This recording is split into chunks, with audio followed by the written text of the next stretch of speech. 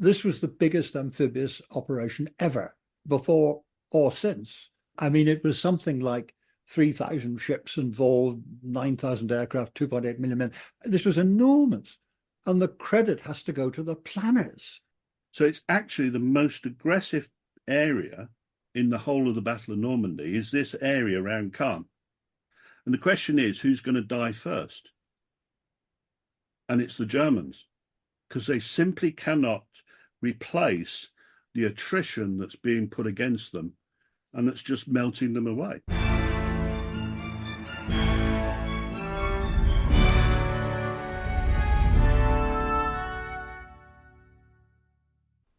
Hello. D-Day, the 6th of June 1944. The Allied invasion of occupied France as British, American and Canadian troops landed on the beaches of Normandy. Historians Gordon Corrigan and Philip Blood join me to discuss the operation, from the airborne operations to the landings, the battle for Caen, atrocities, and the conclusion of Operation Overlord at the end of August. This is the third part of our series. Part 1 dealt with Pegasus Bridge with Saul David. Part 2 was the SAS operations with Tom Petch, but this is the big one. If you can give this pod a kind rating, I'd be hugely grateful, and do share so it can grow. Plenty of great content to come, including the historian Max Hastings, ancient Greeks, 16th century Spice Islands, and plenty more. But until that, I'm going to hand you over to D-Day, Operation Overlord.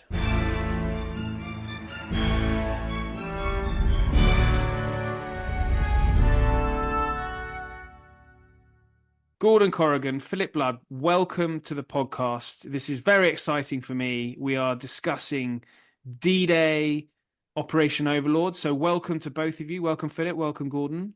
Good afternoon, guys. Good afternoon, and thank you very much for having us. Well, this is, as I say, a real pleasure. We've covered listeners, so listeners benefit. They are up to speed now with the British airborne attack, which they will know, we are all aware, was a roaring success. The SAS involvement as well, we've covered with Tom Petch. And today, this is being dropped on the 80th anniversary of D-Day.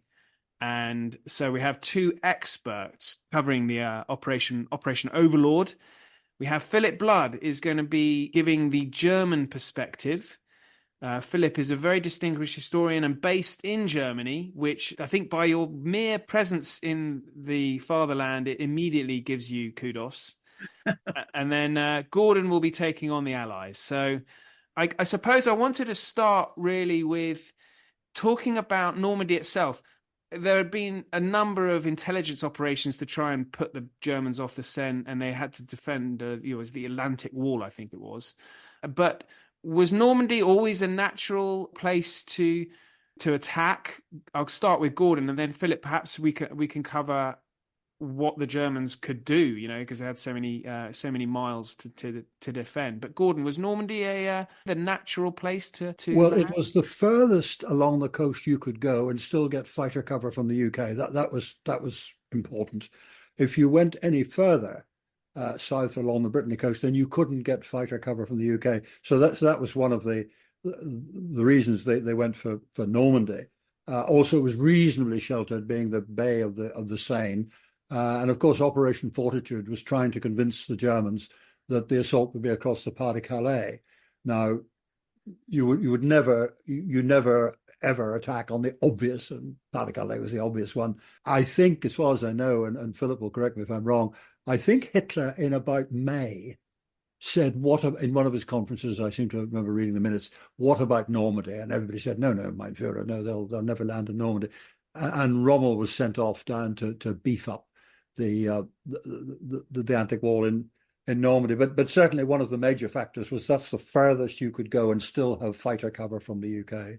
And so, Philip, then, I mean, Gordon's just said that Calais was the most obvious place. Was that what the Germans were expecting? It's the nearest, because obviously the German thinking would be to get nearest to cross the Channel and at the same time impact directly into the German hinterland. But if you read the way the reports are being written, it doesn't really occur to the Germans until 1943 that they might have a problem.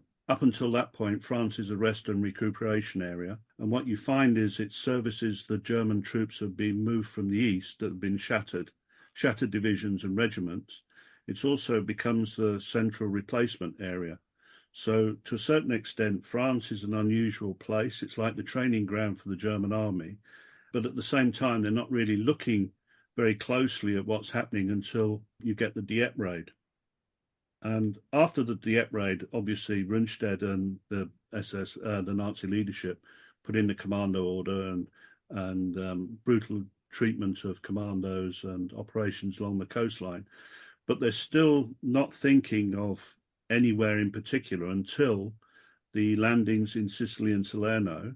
I think it's around about the 3rd of November 1943, Hitler issues the Directive 51. Which is to beef up the defences in the West. He suddenly realises we could end up with a two-front war, and he's promised politically throughout his career there would never be a two-front war as there had been in the Great War. And on the same day, Rommel is moved over to inspector of French defences, Western defences, and you see the rise of something called Festung Europa, which is all this belt of concrete bunkers and defences along all the beaches and running all the way up to Denmark. And funny enough, if you read the directive, Denmark is quite pivotal to Hitler because he sees that as a central spot for controlling the activities running down the line. Now, it doesn't work out that way, but you can see his thinking in November 1943. And then, of course, what you actually then get is the argument between Rommel and Rundstedt, whether you have a defence on the beaches or a defence in depth. And Rundstedt is very much defence in depth, and he wants to fight the Allies on the Rhine because he's seen what's happened at Salerno and Sicily. Rommel thinks the only way to defeat the kind of fighting that he's suffered in North Africa, because he got absolutely trashed by Monty, he doesn't want to have the same thing happen. But he's not calculating, I don't think, factors like the Royal Navy and Bomber Command. Right. Well, okay, Gordon, had we gone into Calais being the shortest, would it have been a complete slaughter? Because, it's a long way from Normandy to Calais, having driven it myself. I'm sure you both have many times. No, I really don't think that was ever a possibility. Of course, there were all sorts of, not only Operation Fortitude trying to convince the Germans that we were going to go across the Pas de Calais, but frogmen were sent off to recce beaches along the Pas de Calais in the knowledge that some of them would be captured and their lives would probably be forfeit. But again, it's all part of trying to convince the Germans that that's where we're going to be. I don't think we ever considered going across at the Pas de Calais. I mean, there are all sorts of factors. I've mentioned one of the reasons Normandy was selected, but also there are factors like, have we got enough landing craft? Have we got enough troops in the UK? And these were very much factors. The Americans, of course, wanted to go much earlier. They weren't terribly keen on what we were doing in North Africa. They reluctantly went along with the Torch operation. They reluctantly went along with Sicily and Italy, but there was very much a view amongst the Americans that we've got to get at the Germans. That's what matters. The invasion, Overlord, whatever you want to call it, that's what matters. But I think wiser heads in the UK said, look, we've got to wait until we've got enough landing craft created. We've got to wait until we've got enough troops. And that means American troops as well in the UK, etc.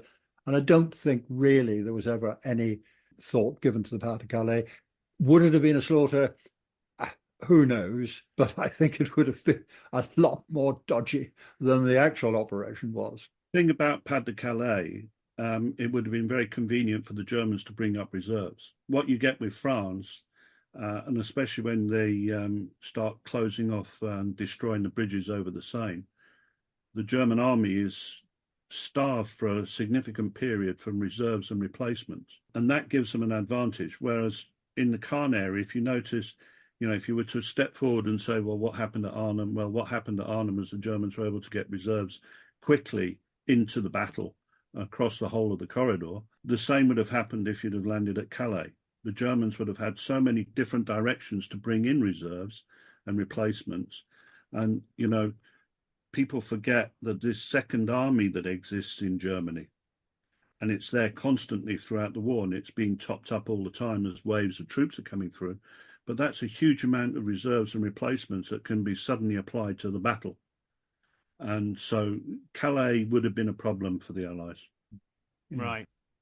Okay. So they went to the right place. That's good. And well, we do know the results, so it was a roaring success. But okay, so the operation itself, the first we get the airborne boys go over. So Gordon, as I mentioned at the start, we spoke to Saul about the British airborne attack, which was very successful. The Americans are going at the same time, and if I guess in the listeners' minds, if they can imagine the sort of Normandy sort of wedge of France to the west of France, am I getting it right that the British have the sort of eastern half and the Americans have the western half? Yes, correct. And yeah, sorry, go ahead, Gordon. Now, I guess the whole point of the airborne operations, of course, was to seize bridges, which we needed to as part of the breakout, and in some cases, gun emplacements on the flanks, and not because those gun emplacements could fire on the beaches, but because that they could fire on ships out to sea. So that's what the airborne people were doing. In the West, and the two American airborne divisions who were dropped, something like 75% of them never took part in the battle. I interviewed an American paratrooper who jumped, and if you will excuse the language, he was a Boston Irish, and he said, we were dropped like a mad woman's shit, which I think means that they were spread. I've never seen a mad woman's shit, but apparently the point he's making was that they were spread all over the place. Now, people blame the pilots for that, but actually you have to remember that the weather, even on the night of 5th, 6th when they were dropped, was still pretty awful. Now, ideally, if you're dropping paratroopers, the aircraft need to be in close formation. But the weather was such that they had to spread out, and if they hadn't, they'd have crashed into each other. So the pilots had no option but really to spread out, and that's why these chaps were all dropped, or many of them were dropped in the wrong place. However, in any parachute operation, you always use a sledgehammer to crack a nut, because you know that quite a lot of them will be dropped in the wrong place, will get lost, injuries and all the rest of it. In peacetime, when I was in 5 Airborne Brigade, we reckoned on something like 5% casualties in an exercise drop. Now, I don't mean people being killed, but broken ankles and that sort of thing. But what they did, these paratroopers, because they were carefully selected, they were very good soldiers, most of them, they thought, right, we're in the wrong place. The objective that we were supposed to be taking, we can't get to it. March to the sound of the guns. Where is there an objective? So all the bridges across the Mederit and the Derve were captured, not necessarily by the people who should have been capturing them.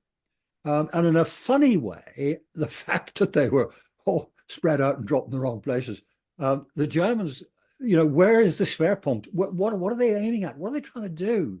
Why are they being dropped there? What's happening? And of course, the dummy parachutists and all this sort of business. But in the end of the day, all the objectives were taken, not necessarily by the people who should have been taking them, but they were taken. So it was a monumental success, despite the fact that an awful lot of the troops dropped actually had no part in the battle. One question I had for you, Gordon, is that when I visited quite recently, we went to one of the many souvenir shops that the French have set up there and purchased the clicker, which may be familiar to those who've seen the film The Longest Day. Now, that's used by the Americans, wasn't it? We didn't bother with anything like that? No, it was only used by one of the divisions, actually. And there's grave doubt as to how often it was actually used. Yes, they had it, and I can't remember which division it was. It was one of them. I think it was a gimmick, quite honestly. Although, of course, everybody goes and buys them because it's easy for the tourist industry to produce them and all the rest of it. It was supposed to sound like a rifle being loaded, I see. or the bolt being operated. So Philip, Gordon's alluded to the fact that because of the nature of the drops with parachutists being dropped all over the place, and so therefore the Germans are confused. Is that right? I mean, did they didn't know what the objectives were? I think we have to be fair in a sense with the Germans, because they're waiting for this to happen, presumably all along the whole length of the French, Belgium and Dutch coastline. When is it going to happen? And when it does happen, is it the real thing? And I think when you've had commando raids and operations that have been continually going on in the Channel area, the first thing is doubt.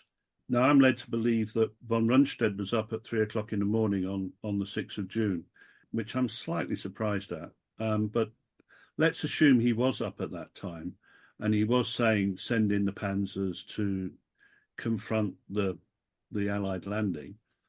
It's actually not him who gets the decision done. It's a guy called von Schweppenborg. Yeah. Now, he manages to push the panzers in front of Montgomery on the 6th of June, commits them. But it's not really Rommel and Rundstedt who've made the decision. So it's down at the local level. And so from my perspective, the research that I've done and where I focused my readings has generally been on German prisoners of war. And if you look at the first German prisoners of war, there's the obvious ones, which are the troops who are captured in the fortifications, and they're basic infantrymen. Some of them are fairly young, some middle-aged. But if you look at the SS troops who are caught in the first 2 weeks, it's very interesting that the majority of them are panzer engineers. And I'm asking, I suddenly ask the question, well, are they there to drop mines? Or are they so uncertain of the ground with their big tanks that they're moving ahead to look what the ground is like before they move them in? And a little bit later, we'll probably talk about it when Wittmann does his thing against the 7th Armoured Division. You ask the question, why are those tanks there? Well, those tanks are there because they can't communicate on the battlefield without bringing a whole load of Allied aircraft down on top of them. So what they've actually done is to move the tanks out to the front or near the front to see what the Allies are doing. They're not actually moving to engage with the 7th Armoured Division. They're reconnaissance in force with heavy equipment. And this is going on all of the time at the local level with the Germans in that first 7 days of the battle. So on the 6th of June, you have this kind of mixed reaction to what's happening. In some places, you've got Fritz Priller flying across in the Luftwaffe with a couple of 109s. I think they were making a representation of the Luftwaffe. And further along, the infantry division commander, he's moved his troops into action and combat, and they're fighting. In other places, there's less action. And the different stories are the Germans reacting? Why are they not reacting? Why are they reacting? And it's that area of confusion because the command system isn't as unified as it should be to a commitment, partly because Rommel's away. So they're depending on von Rundstedt, who is not Army Group B commander, to make decisions. And at local level, the man who's in charge of the tanks is neither of them. It's a different person again. And so you've got all of this overlapping command at one point, and down at the lower level, whether the ordinary soldiers are going to react or not depends on how good they are. And if you look at the ones who fight, it's generally because the NCOs, I found it quite surprising. If you look at the NCO reports, those who especially are captured and how they're captured, those who fight, who decide to fight, are generally a breed of NCOs who've had battle and combat experience right the way through possibly even since the war started. The ones who give up, they will take all their men with them, and you usually find that they've not been sergeants or NCOs or corporals for a long time. They've probably been promoted in a short period of time. They're really fed up with the war as a private soldier, so they put their hands up and they surrender. And you get this strange fluctuation in responses to the Normandy operations. What fascinated me was the British intelligence officers said initially the German morale collapsed. It was almost rock bottom from the very moment the bombardment started. And yet within 3 or 4 days, that morale was increasing. Interesting. On the Allied side, of course, it's most well known. We've got Americans, British and Canadians. But there are Polish, I think, as well. Some Australians attached to British units. So it's really Americans, British and Canadians. They're and the Poles come in later, Polish Armoured Division. Right. Philip, interesting point about the Germans is Would they have had many of the occupied territories? Would they have had people that they've picked up and put in the Wehrmacht and had them? There's different numbers, whether it was 25% of the troops or 35%, and who they were and what they were. A large number of troops, when they were captured, immediately announced that they were from one of these different countries and that they were in German uniform, but they were, I know, Polish, Yugoslav, Czech, whatever. And there was a large effort made by the British intelligence community to really interrogate these guys to see who they were. A large number of, believe it or not, slave laborers were captured in situ because they were already working on defenses. So the sheer volume of foreign languages was huge. And that processing was quite remarkable for the Allies, because they obviously had to take them back to places like Kempton Park and the other racetracks in Britain, which were used as prisoner of war clearing camps. So you have all these numbers of men coming through, literally from the very first moment. The landing craft were dropping troops and then bringing prisoners back. The interesting thing, though, was the actual processing of these numbers, and you start seeing many Russian troops, many Belarusian, Ukrainian, and they're not SS. They were, in most cases, part of the German army.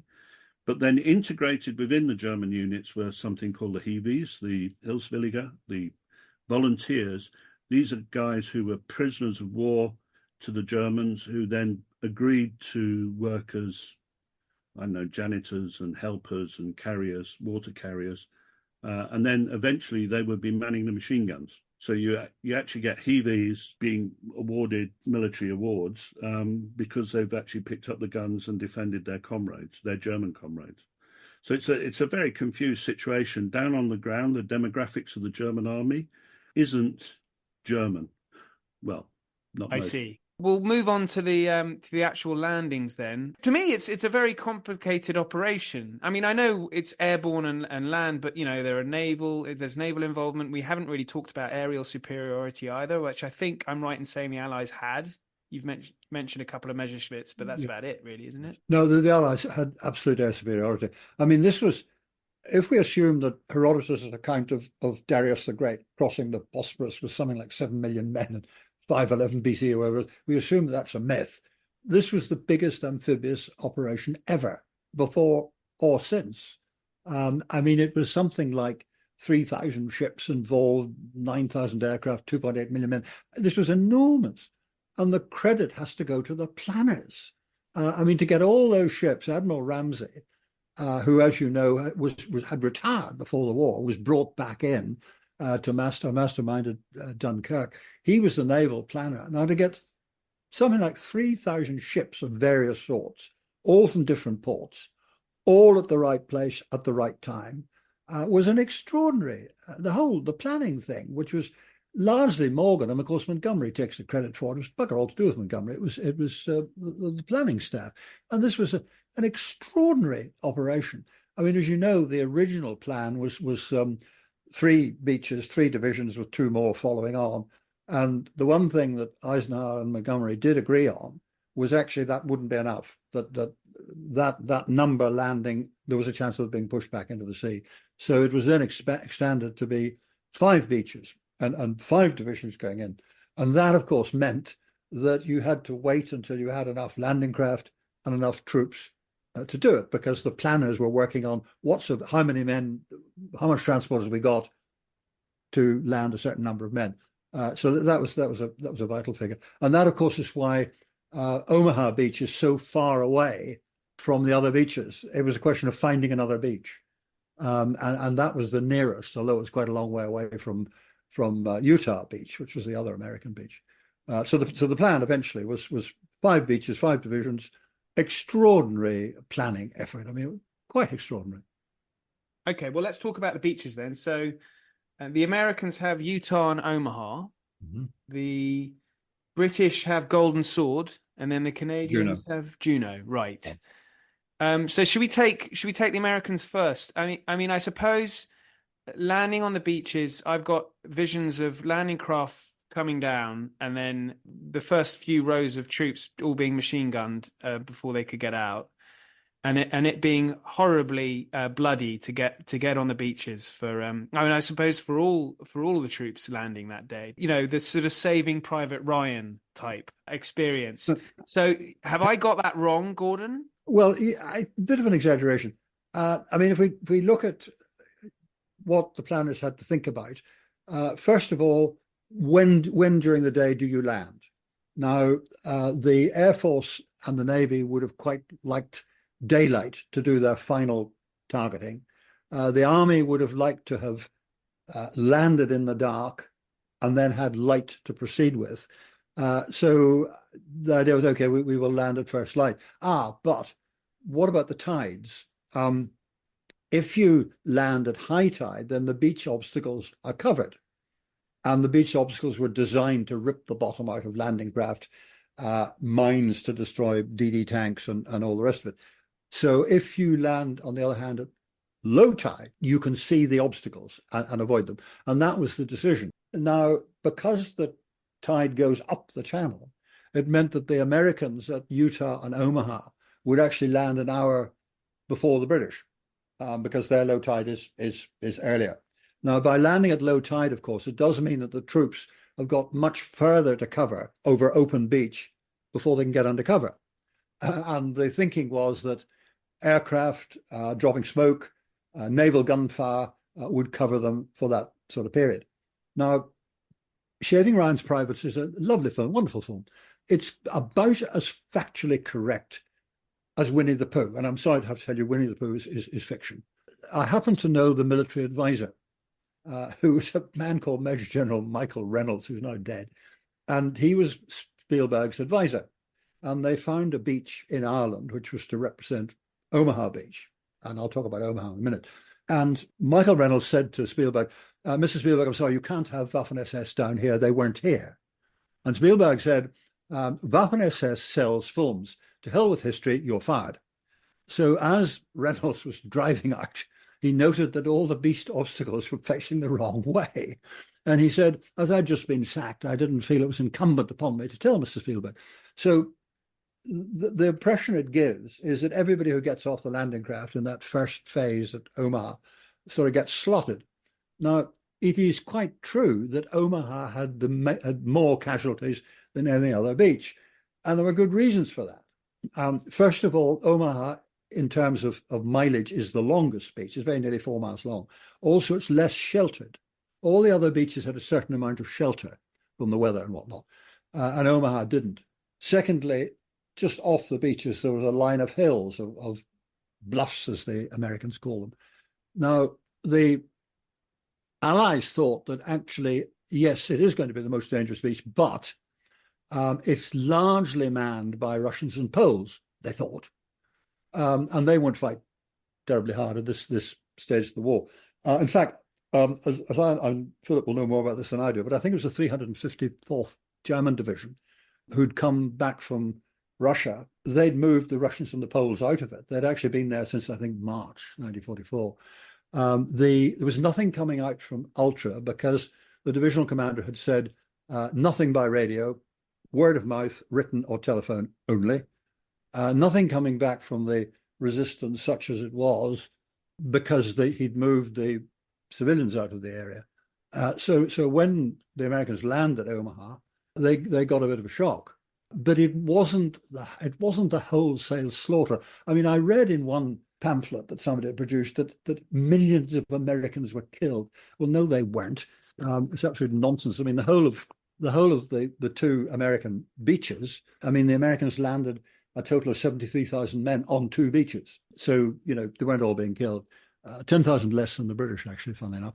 And if you look at the casualty figures, I mean, we're skipping ahead of us now, but if you look at the casualty figures, the total for the whole operation was just under 2,800, 2,790 something, I think it was, which is nothing. I mean, Is that Americans? Total. Allies. Total Brits. British, 1,325 killed. Americans, 1,465 killed.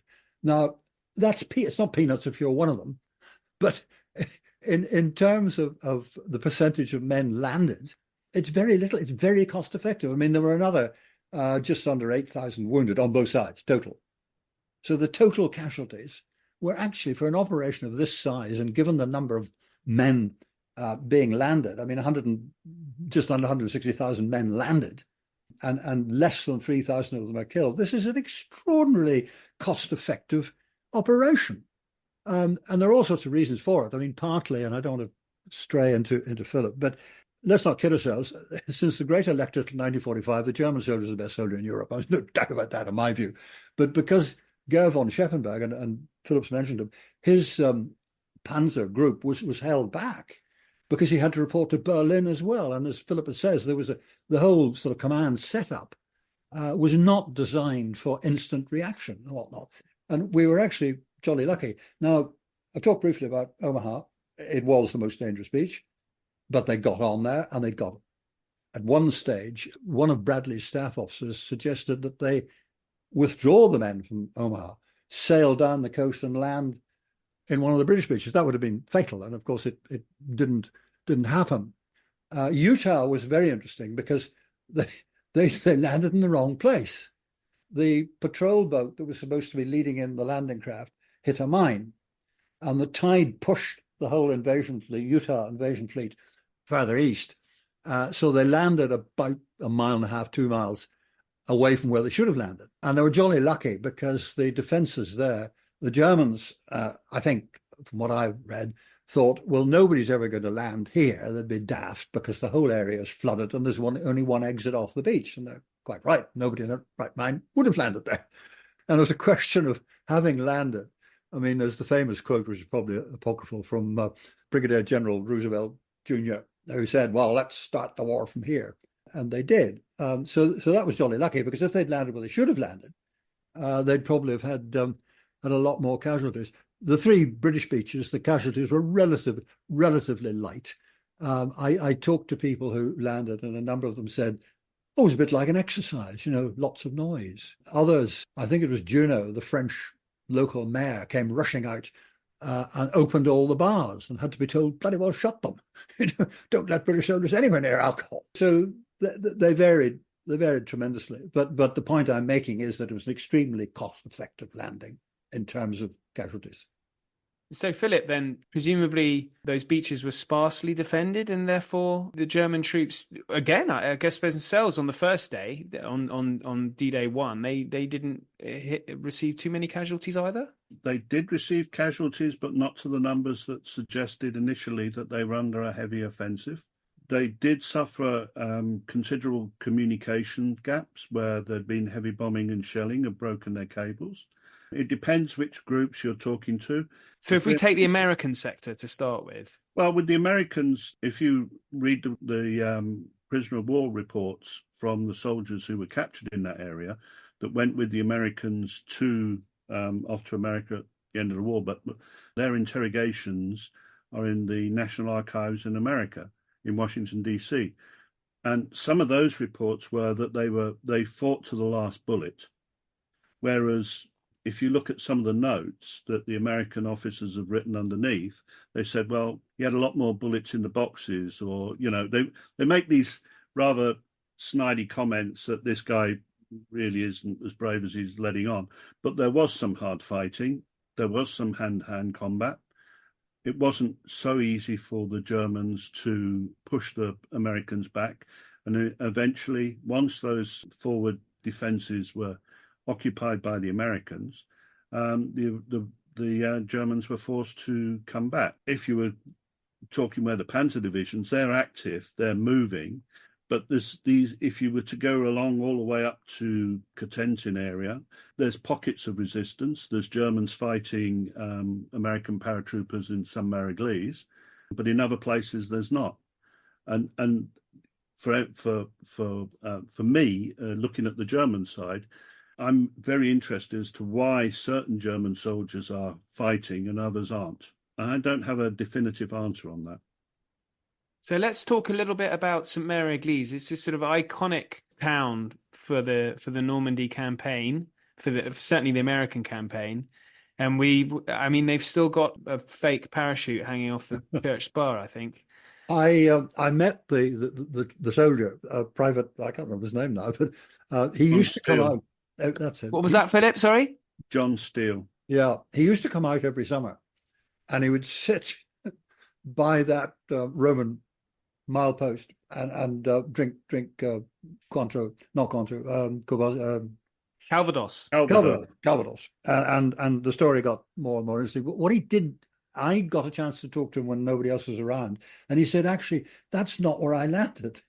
I got caught up round the other side. But of course, they've put the dummy on this side because it's visually much better to see it. But they, of course, as you know, when they landed, there happened to be a fire, and the Germans had got the whole population of the village out putting out the fire. So the Germans were sort of awake, and therefore a lot of them were, when they landed, of course, were captured, and of course then were released because the Americans then in the morning captured the village. The importance of it, Saint-Mary-Église, of course, was a communications center. Various roads all went through Saint-Mary-Église. There was also, I think, a Russian cavalry unit there, as I recall, and the Americans nabbed their ponies and were sort of galloping up and down. All Americans claim they can ride horses. I can tell you as a horseman they can't, but they like to think that they can. Well, But we no, have many American listeners here, Gordon. So I'm I'm gonna speak up for some of them. I'm sure they're all those listening in Philadelphia and Baltimore and New York and Boston are all very natural horsemen. of course, And women. yes, absolutely. They're a Wild West nation. Indeed. So when we talked with Saul about the Oxford and Bucks Light Infantry and Pegasus Bridge, it was a very smooth operation, and the land forces met with the parachutists, and so they were able to relieve them and provide more ammunition and reinforce them. Did the similar thing happen with the Americans with Omaha and Utah Beach coming off those beaches and meeting their parachutists quite early on the first day? Well, no, some of them had hung on to these bridges for several days. I think about 5 days was the most that some had to hang on, because, of course, it's one thing to land, but having landed, you've then got to get off the beach. You've got to break out. You've got to do that as quickly as possible. And as I said earlier on, the whole point of the parachute operations was to seize those bridges before the Germans could blow them and hold them until the invasion force caught up. In most cases, they caught up within a couple of days. I don't think any of them had caught up that particular day because the rivers are that bit further on. But they had to hang on until the invasion forces got there. Places like Chef de Pont, there was quite a lot of fighting. Now, Philip, I wanted to ask you about one particular. I don't want to dwell too long on this, but there is a particular attack by some American parachutists on I think it's 388s, which I believe, and you can pick me up on this. The 88s are these German anti-aircraft, but also they can be field artillery as well. They can sort of serve two tasks. And they're anti-tank high explosive shells, yes. Right. And I'm probably getting this all wrong, but there are three of them, and I know that, and I know this because I did read the Stephen Ambrose, and I also watched Band of Brothers. So therefore, I'm up to speed, just like you guys are. Okay, well, just here's a caution. I happen to be a Slam Marshall fan, so having read Night Drop, I tend to look at the other parachute companies and battalions because he kind of sidelines Easy Company. From what I know of the fighting there, I understand that that it was fairly tough. It's not just the guns. There's also, I think they have a fight for the town of Carentan. I was talking with a colleague, Niels Hankerman, who's about to produce a book on the German army in Normandy, and he was saying how much the Germans didn't fight as hard as they might have done, and I tend to go that way. The two divisions, if we just come back, I was trying to remember the numbers, I've just looked now. The 352nd had 12,000 men, and the 716th, which was the static infantry division outside Caen, holding the line against the British and Canadian operations, they had 7,000 men. So you can see the kind of volumes. Heavily outnumbered. Mass. They're not only heavily outnumbered, but they're outgunned. And that's the thing. They're getting absolutely hammered.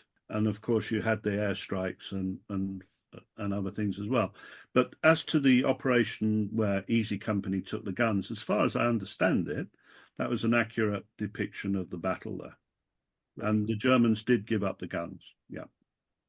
Okay. Well, the point about Caen, and as Philip rightly says, grossly outnumbered, and yet it took us ages to get to Caen. Yes, so let's talk about that, Gordon, because, okay, we haven't really gone into too much detail on the British and the Canadian beaches, Gold Sword and Juno. But, how long did it take the British and Canadians to get off those three beaches and then, I guess, advance on Caen?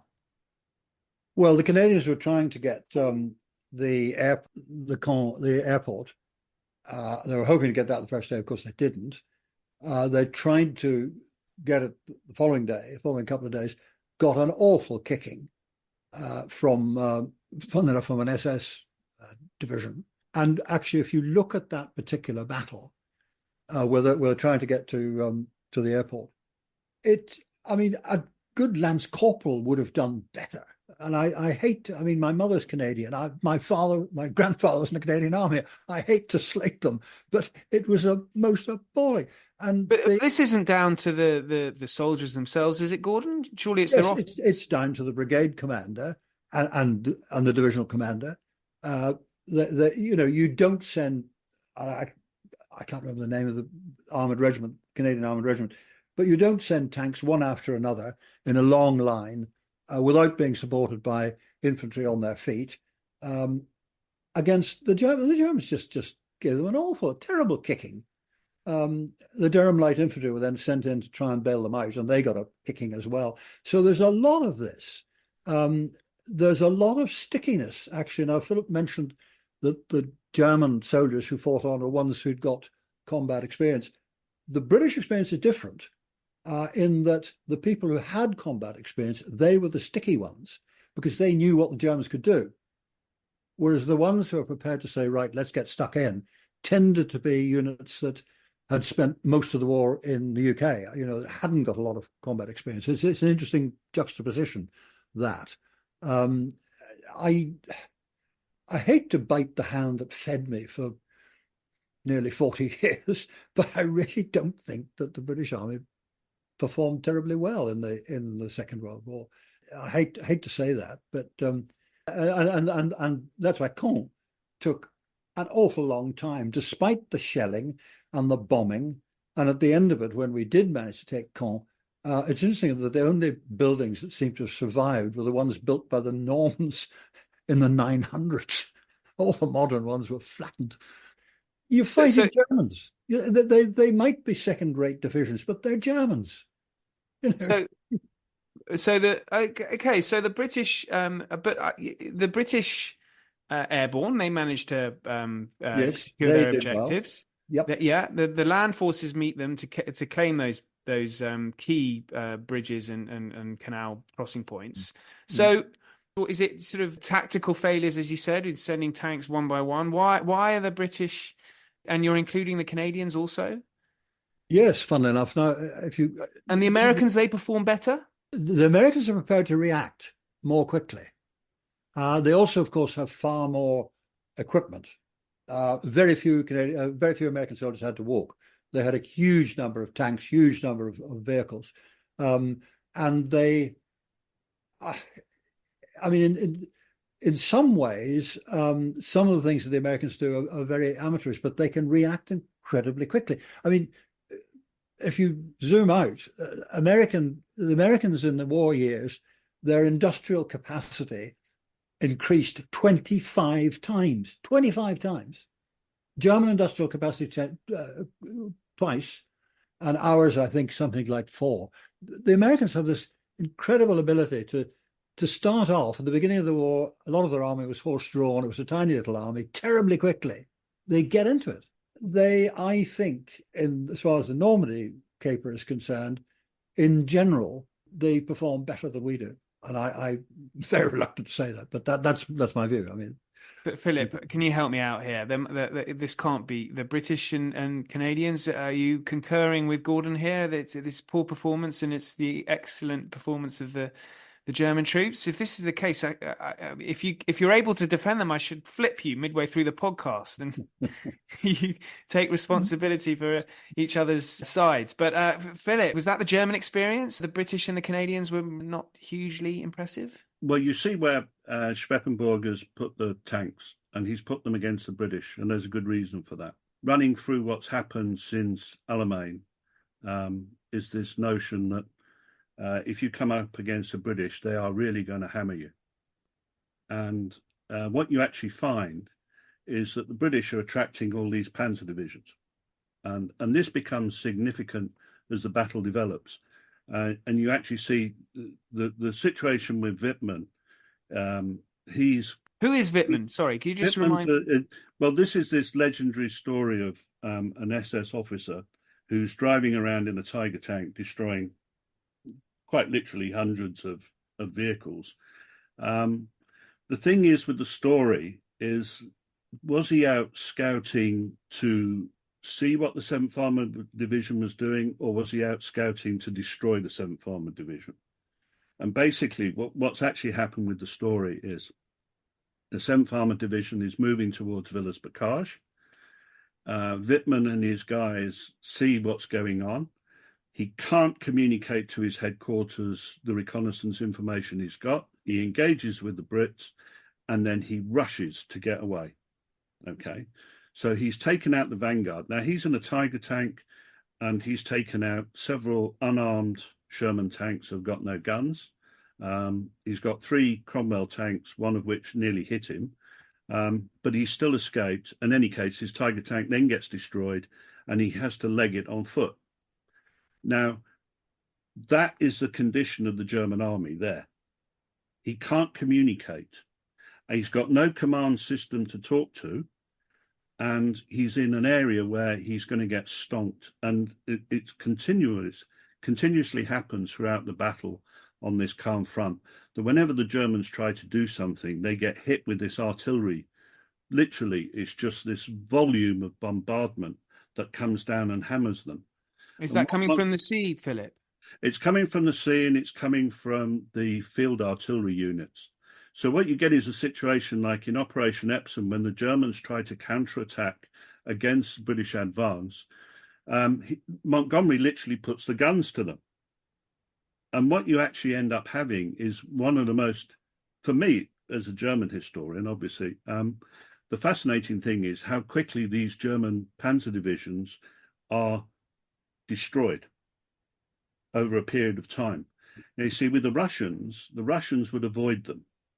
If we were on the Eastern Front, the Russians, they're about to do Bagration, the famous Eastern Front operation that destroys Army Group Center. They want to avoid the panzer divisions.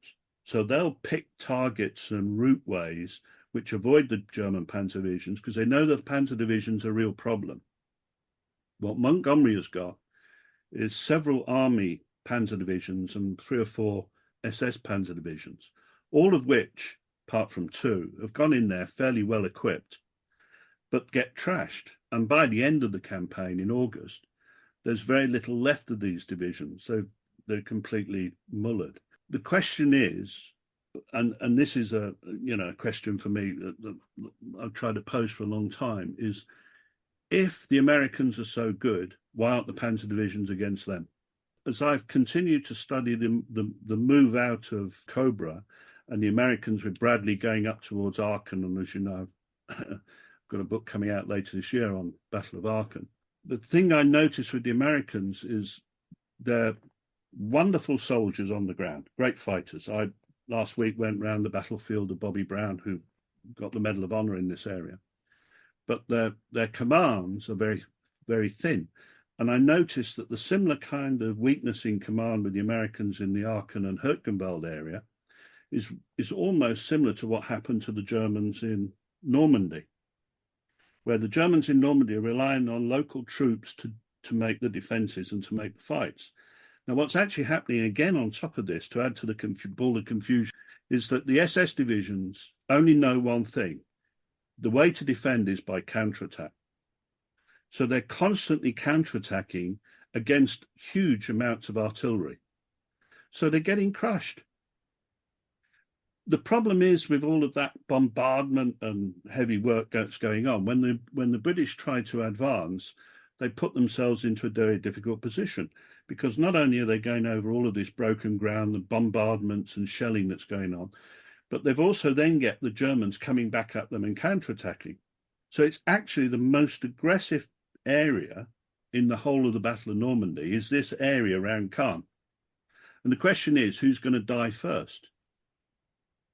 And it's the Germans, because they simply cannot replace the attrition that's being put against them, and it's just melting them away. And of course, the Allied plan was to draw the armour onto the British front to allow the Americans to break out. And that was successful. I mean, Operation Goodwood was in many ways an absolute disaster, but it did draw the German armour onto the British front, which did allow the Americans to break out. So in a sense, that worked. So what date did Caen get taken then for proper? I've put you both on the spot there, haven't I? Sorry. It was the 8th of July. So that's off the top of my head. I can't remember. It takes about a month to take Caen. Yes, when you remember that on the initial planning, they were hoping to take Caen on day one. Now, that was never, ever possible. I mean, I think that was ridiculously ambitious. And, of course, the troops were supposed to be taking Caen. There was delay on the beaches, and the infantry was waiting for the armour, and the armour was waiting for and all that sort of business. I don't think, that was ridiculously ambitious, actually. Anyway. Okay. If I go on my Wikipedia, and I shouldn't be doing this, but I did, I confess. Listeners, please don't judge me. I noted that it had a very specific set of date for the end of the battle for Normandy, Operation Overlord, which is, I think, in August the 22nd? End of Falaise is the end of the... So 30th of August, right. Okay. So that is correct then. Officially, we're talking Operation Overlord is over. Now, that's with Falaise. I'm going to put a map in for the listeners' benefit so they can click on that in the show notes. But thanks to the July bomb plot against Hitler, he stopped trusting his generals and issued this no retreat order, which meant that the German army was actually written off. Well, whereas they could have, what they should have done, and had I been there, I'd been commanding them, what we would have done, they could have withdrawn back and defended along the Seine, but they weren't allowed to. And the result was that with the British coming down from the north and their pattern hooking round the south, that German army was written off. Some of them got out individually, but an awful lot of their equipment was captured. A lot of their men were captured. And the Germans, again, from what I can gather, is that they were starting to give false lockstats. In other words, they were starting to give to their superior headquarters a false location. And the superior headquarters knows what they're doing, and they're doing the same thing to try and hide the fact that they are trying to maneuver, although not being able to. So, I mean, that I think was one of the things that hamstrung them later on, certainly in the Falaise battle, that the generals weren't allowed to use their initiative, to use their military experience to do what they should have done. Looking at the map, I mean, Falaise seems as approximately 50 kilometers from the coast. Yeah. Does that sound about right? About 40 miles, yeah. 30 miles. It's a vast area, though. Yeah. Huge area. Yeah. It's not just the town. It's like a balloon, which is shrunken as the Allied forces come round it. But a neck of the balloon is held open, and many of the German forces from the two armies there managed to escape. Okay. There's actually a jolly good book. Sorry, there's a jolly good book written by, I think it's by Meyer, the German general, who shows exactly where they went when they broke out. And you can actually take that book and follow along and find out exactly where they crossed the river and so on. But essentially, I mean, yes, individuals got out, vehicles got out, but the army's written off. Okay. So, I mean, it's a hugely successful operation. Now, one thing we haven't discussed are atrocities that were committed predominantly by the Germans. But before we started recording, I think you both mentioned there might have been maybe small scale from the Allies as well. But Philip, could we talk about some of the German atrocities? the German atrocities were quite acute. There was obviously the 2nd SS Panzer Division, as it's coming north to take part in the operations in Normandy, commits the horrendous crime at Oradour-sur-Glane and kills 642 villagers. Along the way, they're hanging suspect partisans from lampposts and taking hostages and all kinds of things.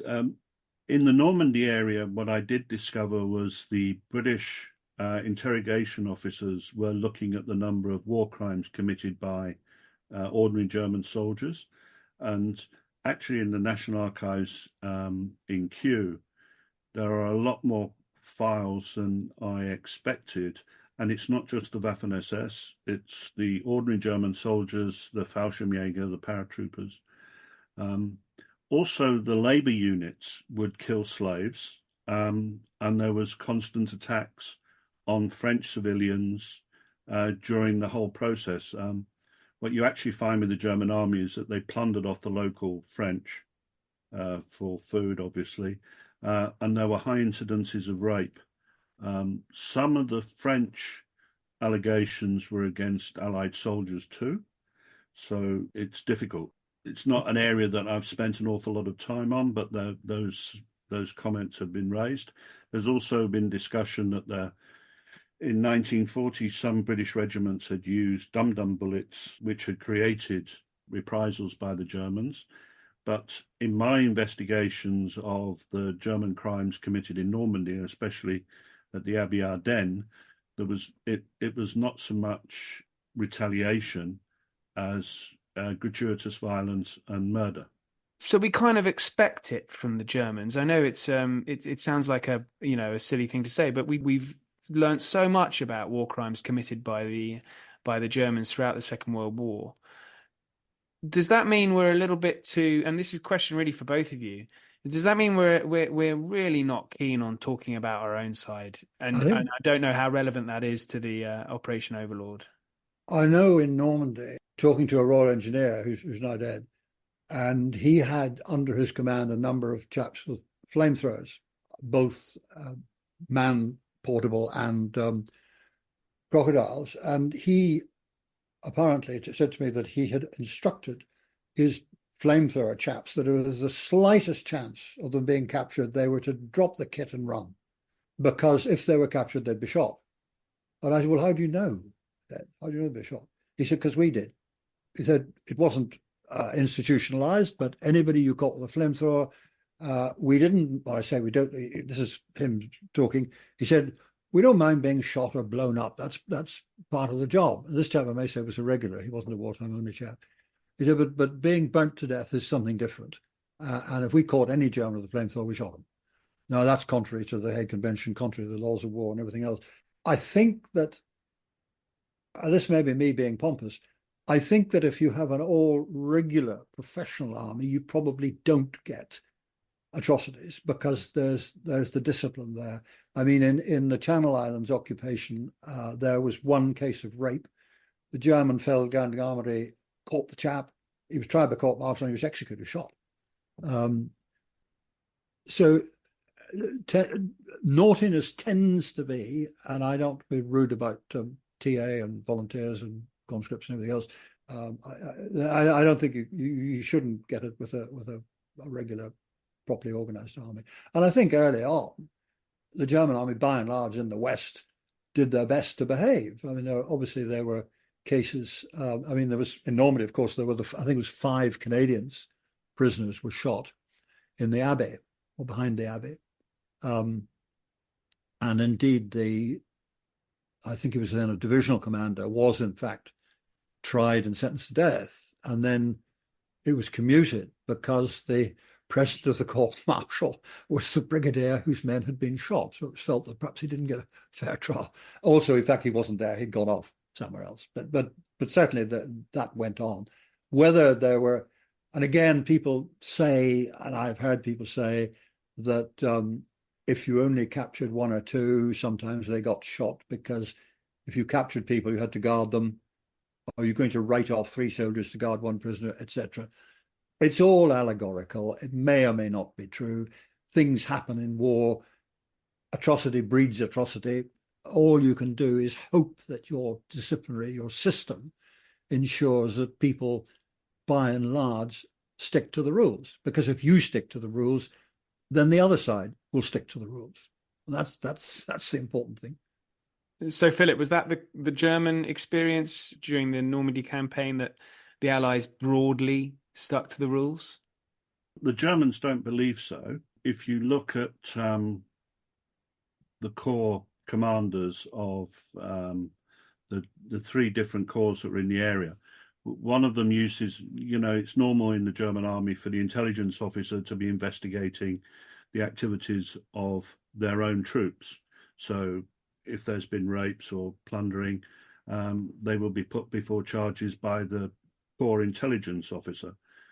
They started to look at the activities of what American soldiers were doing, and they had cases where American soldiers, especially the airborne soldiers, had committed crimes, and they were in the process of putting together a court-martial against the American prisoners of war. I think circumstances prevented it from happening. When you take what happened with the Waffen-SS units, it was the 12th SS Panzer Division commander, Kurt Meyer. Meyer was involved with another man called Munker. And they had a reputation for having killing British soldiers going back to 1940, because Munker was involved in one of the war crimes then.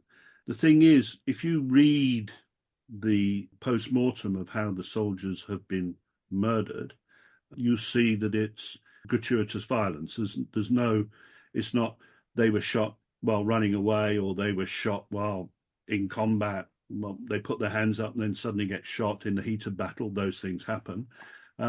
These men were led 35 yards away and then summarily executed in the back of the head. And there was 92 of them. Now, the problem with all of those killings is you then take the between 2,500 and 4,500 French who were murdered by the German forces as partisans or partisan helpers. And then, of course, there is a moment during the war, during the operations, I think it was about the 15th of July when Eisenhower interjected. The Germans were behaving so badly against the French resistance that he said, you will now treat the francs-tireurs, meaning partisans, resistance fighters, as ordinary soldiers, otherwise we will start trying you. And that kind of calmed things down. But up until the 15th of July, there were some serious crimes being committed. And of course, when the British soldiers were captured who were SOE, like MRD Foot, when they were captured, they were badly tortured and brutally beaten. And, you listen to MRD talking about how he was treated. It was horrific. He would buy a beer and say, now I'm going to tell you a story. And it was really quite horrid. I understand the gold that disappeared at Oradour when they derailed the train. I understand that gold was never found. Is that correct? Did it exist? I mean, there's all these conspiracy theories about what that was all about. I tend to go with the view that the SOE and the French had captured the commander of that SS detachment, and he disappeared, and they kidnapped him and held him to ransom, and the Germans wouldn't play, and they destroyed Oradour. So, different stories.